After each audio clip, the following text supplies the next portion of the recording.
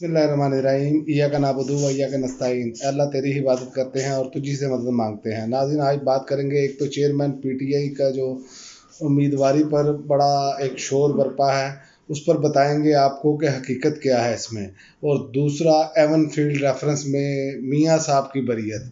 सबसे पहले बात करेंगे कि जो तरीके इंसाफ की जानिब से बैरिस्टर गौहर को चेयरमैन पीटीआई नामजद कर दिया गया है और इमरान खान ने खुद इनको नामजद किया है, और कुछ लोग मायूसी का इजहार कर रहे हैं कि शायद इमरान खान माइनस हो चुके हैं।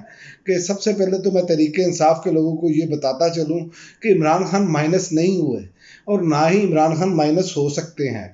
आपको सबसे पहले ये बात मालूम खुद को होनी चाहिए, जो तरीके इंसाफ के सपोर्टर हैं या वोटर हैं, कि इमरान खान के साथ आप जुड़े हैं। क्या इमरान खान माइनस होते हैं तो आप किसी दूसरे बंदे को वोट डालेंगे?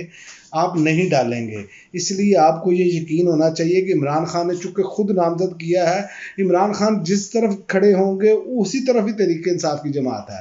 तो ये आप अपने दिमाग से ये निकाल दीजिए, कुछ कानूनी पेचीदगियाँ हैं।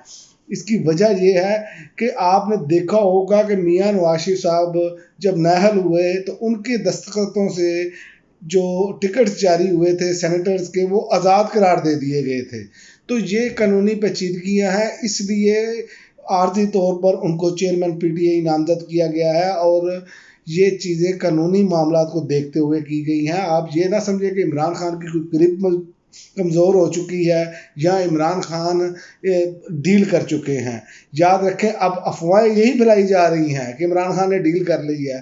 तो बंदा उनसे ये सवाल करे कि अगर इमरान खान ने डील कर लिया तो आप तो पिछले 1 साल से कह रहे हैं, इमरान खान के घुटने पकड़ रहे हैं कि बाहर चले जाए, 2 माह के लिए चले जाए, 3 माह के लिए चले जाए, आपको तमाम सहूलतें मिलेंगी। आपने एड़ी चोटी का जोर लगा दिया, लेकिन कप्तान डट कर खड़ा रहा। ये तरीके इंसाफ के जो सपोर्टर्स हैं, जो वोटर्स हैं, उनको ये तसल्ली रखनी चाहिए, कुछ नहीं हुआ। ये गेम प्लान का हिस्सा होता है। जब मुखालिफ इस लेवल तक गिर जाए कि जिसकी गिरावट का कोई अंदाज़ा नहीं है, और फिर आपके सामने जो हों वो 70 साल से इस मुल्क को वक्फे वक्फे से लूटते आ रहे हों। मियाँ नवाज शरीफ आप देख लें, पिछले 40-45 साल से इस गंदे बदबूदार निज़ाम का हिस्सा रहा है। इसी तरह पीपल्स पार्टी रही है, इसी तरह बाकी जमातें रही हैं। तो वो कैसे आप सब्र कर सकते हैं कि वो कोई ना कोई ऐसी चाल नहीं घटिया खेलेंगे? वो हर किस्म की घटिया चाल खेल रहे हैं, सिर्फ लोगों को मायूस करने के लिए। आप देखें, इमरान खान की किरदार कशी के लिए कभी किसी को लाया गया, कभी किसी का इंटरव्यू किया गया। अब सिर्फ इंटरव्यू रह गया है इमरान खान के शेरू का। अब उसका भी कोई साफ़ी इंटरव्यू कर ले, क्योंकि बन तो ये खुद वो गए हैं। इस टाइम ये उस सतह पे आ गए हैं कि कोई इखलाकी नहीं है, और जो टॉक शोज में जो सवालात पूछे जाते हैं, ये अपने घर में बैठकर अपनी बहन बेटी के सामने वो सवाल नहीं कर सकते। लेकिन चूंकि यहाँ पर इमरान खान के खिलाफ बात हो तो सब जायज़ है, दूसरे के खिलाफ बात हो तो इमरान खान कह दे कि मेरा नाम ना लो, ऊंची आवाज़ में बार बार नाम ना लिया करो, तुम्हारा शोहर बुरा बना जाएगा। तो कई मुल्ला भी आ गए थे, जिन बेशर्मों को अभी तक नहीं मालूम कि लोगों के साथ क्या क्या जुल्म हो रहा है, क्या क्या सलूक किया जा रहा है। तो ये चीज़ें, ये साफ़ी, ये दानिश्वर जो कखपति से अरबपति बन चुके हैं, ये सिर्फ इसी चीज़ के लिए, इसी वजह से बन चुके हैं। इनकी मजबूरी है। इनकी मजबूरियां आप देखें, इनको खुला छोड़ दें। इन्होंने जो करना था वो कर लिया, लेकिन आप देखें कि इमरान खान के साथ आप लोग खड़े हैं, 90% अवाम खड़ी है। इसीलिए इमरान खान जो है वो किसी भी सूरत माइनस होते हुए नज़र नहीं आ रहे, बल्कि ये अगली कोशिश की जा रही है कि इलेक्शन मुलतवी हो। और बलोचिस्तान से दरख्वास्त दाग दी गई है कि जनाब वहाँ पर बर्फबारी होती है। इसी तरह आगे आप देखेंगे कि केपीके में भी ये दरख्वास्त देंगे कि वहाँ भी बर्फबारी होती है। यानी कि ये चाह रहे हैं कि इलेक्शन मुलतवी हो जाए, टाइम मिल जाए, ताकि इमरान खान को सज़ा भी सुनाई जा सके और उनकी मकबूलियत भी कम की जा सके, ये जहरीला प्रोपेगेंडा करके। लेकिन ऐसे अहमक हैं, ये ऐसी अहमक सियासी जमातें हैं कि इनको अभी तक ये मालूम नहीं हुआ कि अवाम आप पर एतबार करने के लिए तैयार ही नहीं है। इसीलिए आप लोग मायूस ना हो, लेकिन ये निज़ाम और ये सारी जो चीज़ें रह गई थी वो आहिस्ता आहिस्ता नंगी होती चली जा रही हैं। आप देखें ना, हेवन फील्ड रेफरेंस में नवाज शरीफ की सज़ा कालादम करार दे दी। 10 साल की सज़ा थी और नैब ने नवाज शरीफ के खिलाफ अपीलें वापस ले ली हैं। इसे कहते हैं मैच फिक्सिंग।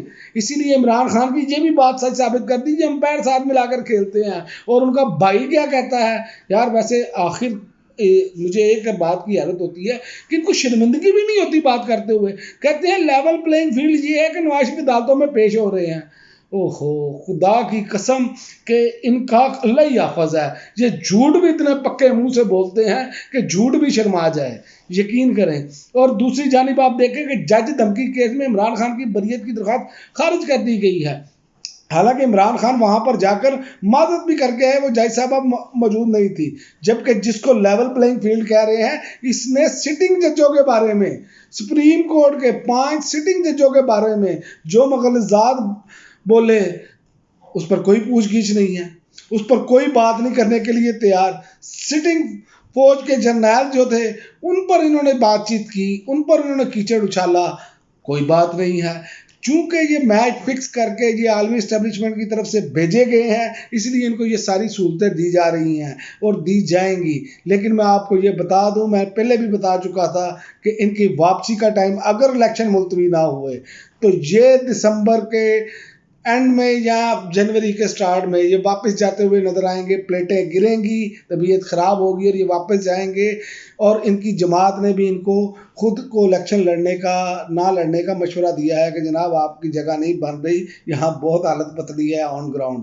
तो लिहाजा तहरीक इंसाफ के लोगों को और आवाम को, चूँकि 90% आवाम उनके साथ 80 से 90% जुड़ी है, तो उनको मैं यही कहूँगा ये मायूसी के बादल ना अपने ऊपर आने दें। उसकी वजह है कि जीत अवाम की होगी, जीत आइन और कानून की होगी। ये वक्ती तौर पर आपको जबर ज़रूर नज़र आ रहा है, जुल्म ज़रूर नज़र आ रहा है कि हम जो मामलात हैं वो और तरह के चल रहे हैं। लेकिन आप देखेंगे अब टाइम बिल्कुल थोड़ा है, ये आखिरी मरले में मामला चल रहे हैं।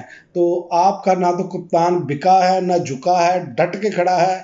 आप को चाहिए कि आप सिर्फ इलेक्शन वाले दिन का इंतज़ार करें। ये जो प्रोपेगंडे हो रहे हैं, ये जो किरदार कशी की जा रही है कि इमरान खान बिक गया, फलां हो गया, इमरान खान ने मदद मांग ली, फलां से मदद मांग ली, तो मैं आपको ये बता दूं इसकी एक ही दलील काफ़ी है। अगर इमरान खान को ऐसी किसी चीज़ की ज़रूरत होती तो वो पहले ही इस मुल्क से जा चुके होते। जब इनको मुसलसल ये कहा जा रहा था कि आप मुल्क से बाहर चले जाएं, आपके केसेस यही रोक दिए जाएंगे।